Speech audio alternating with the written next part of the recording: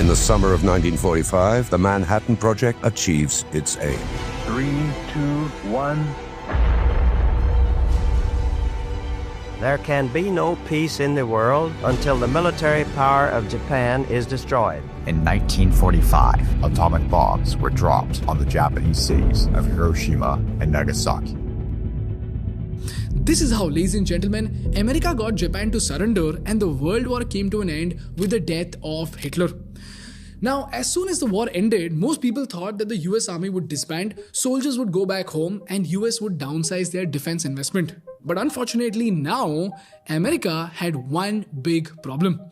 America spent so much money on defense that by 1945, they had the largest navy in the world, the largest air force in the world, and the defense industry alone generated 40% of the US GDP. Now, do you understand what 40% of GDP means?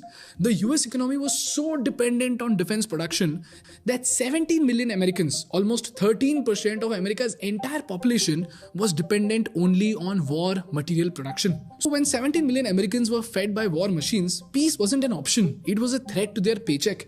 And with such a large chunk of population dependent on defense jobs, politicians quickly realized that jobs equals votes. And jobs needed weapons. So no elected official wanted to risk the anger of people losing their livelihoods. And lastly, the weapons makers realized that war isn't just business, it is the mother of all profit machines. So the longer the conflict, the heavier their pocket. In fact, President Dwight Eisenhower famously warned the nation about this powerful alliance called the military-industrial complex.